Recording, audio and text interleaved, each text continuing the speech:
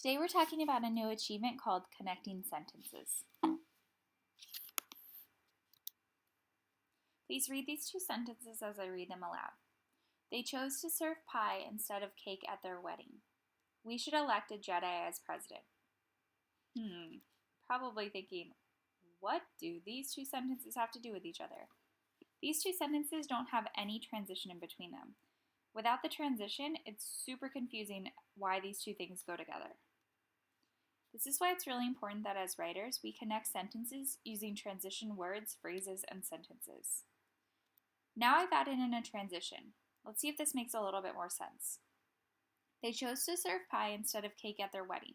This was an unusual idea, like the idea that we should elect a Jedi as president.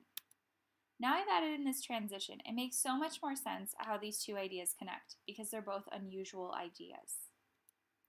Here are two paragraphs that are out of a persuasive essay. Please pause the video, read through them, and think about how do the underlined words, phrases, and sentences help our reader understand the connection between our ideas.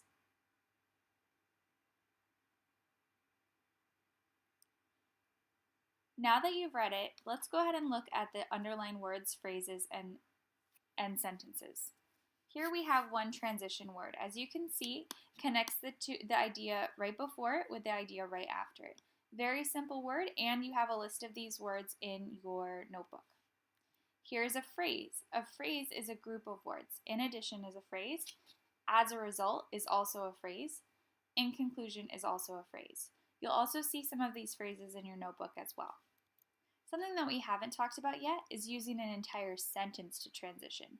You don't have to stick to just words and phrases. You can actually use entire sentences to transition between two ideas.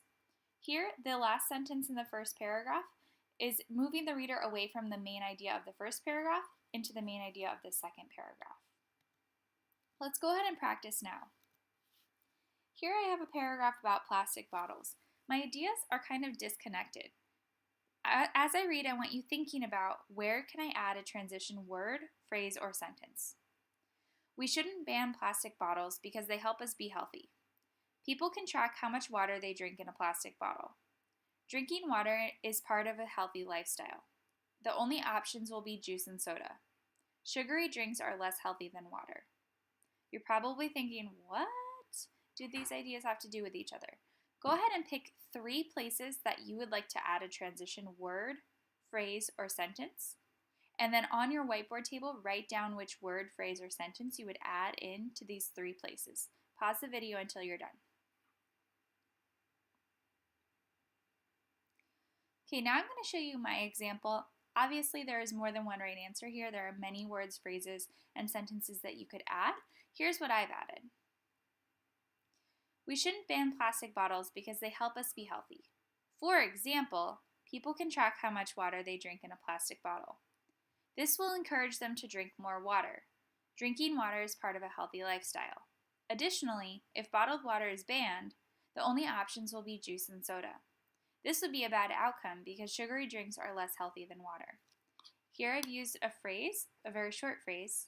Here I've used an entire sentence. And here I've combined a transition word and a phrase.